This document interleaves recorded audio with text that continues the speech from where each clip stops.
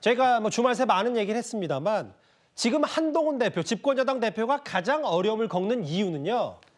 한 대표의 생각, 대통령은 사실상 직무에서 배제한 채 총리와 여당 대표가 일단 어느 정도 선을 유지한 채 국정을 이끌겠다.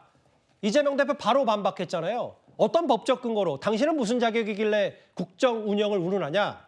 그런데 이렇게 한 대표가 야당을 설득하는 건 둘째치고요. 용산 대통령실도 한 대표 뜻대로 될지 말지 이 부분도 미지수이기 때문일 겁니다. 화면을 한번 만나보겠습니다. 윤 대통령께서 이상민 장관 사의를 수용해서 직무배제된 게 맞는지 의문이 나고 있어요. 이건 사퇴를 하는 거잖아요. 어떤 임명을 하거나 그런 취지는 아닌 것이고 규정적으로 해석할 것이 아니라 사퇴하는 것에 대한 문제이니까 그거는 뭐 적극적인 직무행사라고 보기는 어렵지 않겠습니까? 앞으로도 사퇴하는 일들은 있을 거 아니에요? 그 사퇴 같은 경우를 수동적으로 처리하는 일 같은 건 있을 수 있겠죠. 군 통수권에 대해서 대통령 직무가 배제되는 겁니까? 저는 마찬가지라고 생각합니다. 외교를 포함한 것이죠. 외교까지 포함한다는 제가 말씀을 드렸죠. 지금 국군 통수권은 누구한테 있나요? 대통령께 있습니다. 내란숙의 피의자가 국군 통수권을 가져도 되나요? 법적으로는 현재 통수권자에게 있습니다. 권한이. 오늘 국방부도 현재 군 통수권은 지금 여전히 윤석열 대통령에게 있지 않냐. 군 통수권뿐만 아니라 뭐 사명, 가명, 복권 제한, 임변권 등등. 근데 다음 화면을 또 볼게요. 실제로 군 통수권도 지금도 윤 대통령에게 있다. 또 하나, 어제 저녁에 이상민 행안부 장관에 대한 사의도 사표 수리도 했다. 그럼 이게 주어를 한동훈 대표로 보면 강성필 부위원장님 뭔가 한 대표는 대통령을 설득해서 일단 질서 있는 퇴진, 뭐 한 대표가 진짜 압박해서 토요일에 대통령 사과를 했는지 맞는지 모르겠습니다만 그런 연륜으로 뭔가 통제를 하고 있는데 대통령은 이런 본인의 권한을 여전히 행사하고 있고 뭐 이런 부분 때문일 거예요. 그러니까 지금 여권에서는 대통령이 사실상 직무 배제되었다라는 표현을 많이 쓰시잖아요. 예. 이게 상당히 순진한 생각인 겁니다. 그러니까 대통령이 지금은 수사에 몰려있기 때문에 말씀하신 것대로 잠잠하게 있을 수가 있지만 혹시라도 상황이 조금이라도 나아진다고 하면 대통령께서 어떤 권한을 행사하려고 하잖아요. 그럼 법적으로 정해져 있기 때문에 행사를 할 수가 있는 거예요. 그리고 한덕수 국무총리 같은 경우는 뭐 행정기관에 대한 통화를 할 수 있는 권한은 있을지 몰라도 국군 통수권이라든지 아니면 외교적인 활동을 할 수 있는 그런 권한은 없습니다. 그리고 한동훈 대표 같은 경우는 어쨌든 지금 일종의 국민의당 대표니까 당원인 거예요. 결론은 한동훈 대표도 어떤 권한이 법적으로 근거가 있는 겁니까? 그렇기 때문에 민주당에서는 하루빨리 대통령이 탄핵을 당하든지 아니면 자진 사퇴를 해야지 법률에 정해진 대로 우리가 가봤던 길, 가보지 않은 불확실성이 아니라 우리가 가봤던 길에 대해서 우리가 법률과 절차에 의해서 이 일을 수습할 수 있다는 거지. 지금은 한동훈 대표가 무슨 말을 하면 거기 이미 여당에서부터 그 말이 맞냐 틀리냐 그리고 또 여러 가지 어떤 문제들이 생길 수가 있기 때문에 해석이 필요하기 때문에 저희 민주당에서는 그래서 빨리 탄핵 혹은 자진 사퇴를 요구하는 겁니다. 여기 이런 부분일 거예요. 야당의 동의와 협조를 얻는 건 둘째치고 뭔가 지금 대통령도 한 대표 마음대로는 가고 있는 게 맞냐, 이현정 의원님. 네. 그래서 여당 일부에서 나왔던 게 한 대표가 계엄 사태 이후에 첫 번째 SNS 메시지도 이재명 대표 못지않게 빨리 내고 실제로 지난주 금요일에 즉각 직무정지, 본인도 체포 대상이었다라고 하면서 선제적으로 치고 나갔다. 이게 뭔가 한동훈 대표 입장에서는 본인도 대통령의 즉각적인 직무정지에 선점하는 효과도 분명히 어느 정도 뭐 일각에서 좋은 점수 땄다면 질서 있는 퇴진을 택하고 탄핵은 막아줬다. 이 부분 때문에 오히려 이중교를 걷고 있는 거 아니냐. 그 타이밍을 한 대표가 놓치지 않았냐. 이런 일부의 지적에 대해서는 어떻게 저희가 판단할까요? 그러니까 결국 이제 이 사태에 대해서 아까 제가 말씀드린 대통령 부부가 지금도 여러 전화를 하고 있다는 그런 이야기를 말씀 뭐냐면 사실은 이제 한동훈 대표에 대한 이 대통령의 어떤 이 뭐라고 그럴까요? 적개심이라고 이야기할까요? 뭐 비토 이런 겁니까? 네, 비토권. 이게 아마 굉장히 좀 있는 걸로 알고 있습니다. 현재로서도. 최근에 보면 친윤, 중진 이런 사람들이 계속 스피커들이 뭐 이런저런 이야기를 하고 있습니다. 일부에서는 또 뭐 비대위로 가야 된다. 뭐 이런 이야기까지 하고 있어요. 그 이야기는 결국은 여전히 대통령이 지금 자신의 어떤 이런 결정이 결국은 한동훈 대표에게 밀려서 했다. 억울하다. 이런 어떤 생각들을 일명 가지고 있는 게 아니냐. 그렇기 때문에 이 문제를 어떤 면에서 보면 좀 하는 게 마치 어떤 이 한동훈 대표에게 별로 협조할 것 같지 않는 그런 분위기가 지금 현재 여권 내부에 조금 있는 걸로 알고 있습니다. 용산 대통령실 포함해서요? 네. 근데 그러다 보니 한 대표 입장에서는 지금 사실은 이번에 탄핵 자체를 하지 않는 것도 사실 이제 어떤 질서 있는 후퇴를 위한 용산의 어떤 협조 뭐 이런 것들이 있어야 될 텐데 예. 그것도 지금 그렇게 순조롭게 되지 않고 당내에서는 소위 중진이라는 사람들이 계속 한 대표에 대해서 지금 뭐 이렇게 발목을 잡고 있는 상황이에요. 예. 또 지금 이재명 대표는 지금 계속 강공을 하고 있고 그렇죠. 그 중간에서 또 국민들은 한 대표에 대해서 왜 지금 이 문제에 대해서 화끈하게 못 내나가느냐. 예. 그리고 또 왜 본인이 지금 마치 이제 권력을 이양받는 것처럼 전면에 나서느냐. 이런 또 비판도 있는 것이고요. 또 홍준표 시장처럼 뭐 계엄군을 한 대표가 부른 게 아니지 않습니까? 예. 근데 마치 계엄령을 한 대표가 한 것처럼 저렇게 비판하고 있는 그런 상황이기 때문에 결국은 이제 지금 한동훈 대표가 이중고, 삼중고를 겪고 있는 상황인 것 같습니다.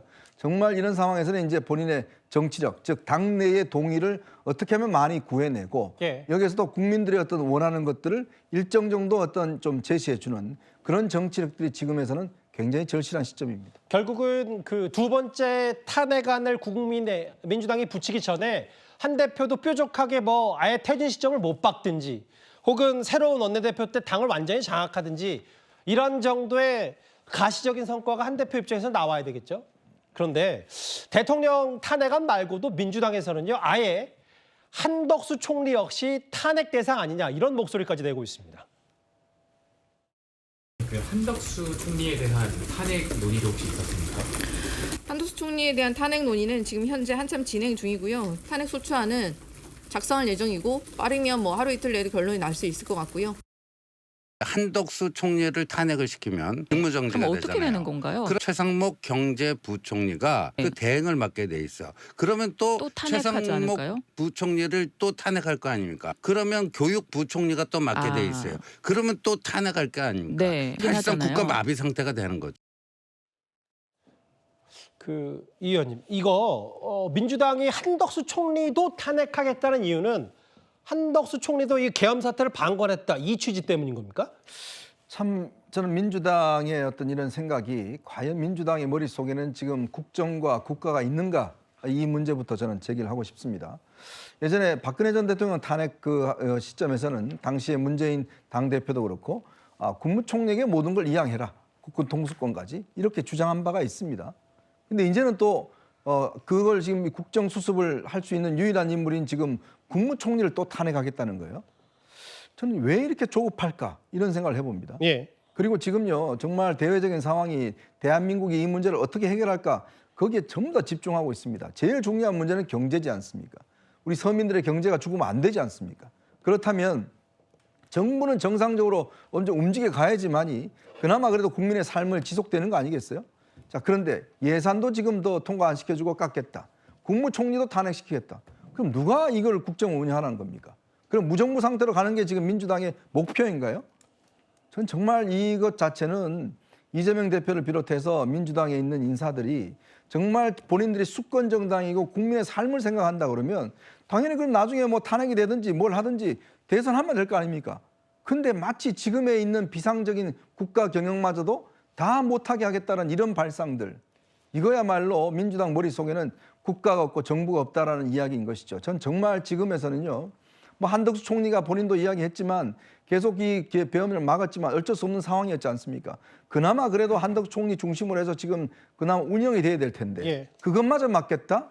저는 이거는요. 정말 이 비상계엄도 정말 이거는 심각한 문제이지만 이것도 반국가적인 행위라고 봅니다. 성친 부의장님, 이런 부분도 있을 거예요. 물론 지금 당연히 전국의 주도권은 민주당이 확 쥐고 있는 건 부인할 수 없는 사실인데 어제부터 뭐 오늘까지 뭐 김민석 최고위원뿐만 아니라 일일이 뭐 특수본 이거 해라, 누구 잡아라, 이 사람 뭐 내란죄 아니냐 이렇게 일일이 수사 지침을 내리는 게 지금 현 상황에서 물론 주도권을 쥐고 있더라도 적절한지에 대한 여권의 반발도 분명히 있는 것 같아요.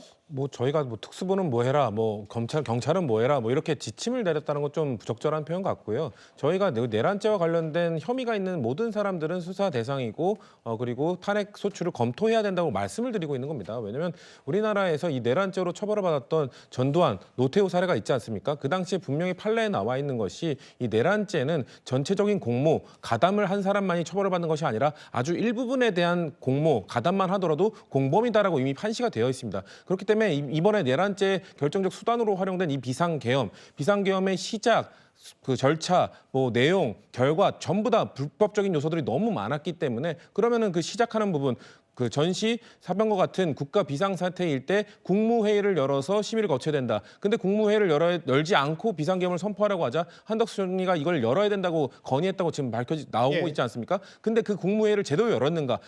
뭐 국무위원 전체에게 소집을 명령한 것도 아니고 일부에게만 정족수를 위해 몇 명만 연락해서 그 사람들에게만 의견을 대충 묻고 그냥 반영한 다음에 바로 비상계엄 선포하지 않았습니까? 그러면 그 자리에 나왔던 국무위원들 그리고 제대로 국무회의가 소집되지 않은 것을 인지했는지 근데 그걸 알고도 방조했는지 침묵했는지 그것을 따져보고 만약에 침묵하고 방조했다면 그것이 공범이거든요. 그렇기 때문에 그 하나하나 따져보고 이 그 내란죄 공범인지를 따져봐야 된다는 게 어떻게 지침이고 우리가 이것을 우리 민주당이 갖고 있지 않은 권한을 남용한다고 좀 뉘앙스로 말씀하시는 건 좀 부적절하다고 말씀드리고 싶습니다. 수사로 따져보는 것과 예. 지금 탄핵을 해서 업무를 중단시킨 것과 예. 그건 분명히 다르지 않습니까? 나중에 예. 물론 수사를 통해서 따져봐야겠죠. 예. 그렇지만 탄핵을 해버리면 일단 업무가 정지돼 버리면서 안 움직이지 않습니까?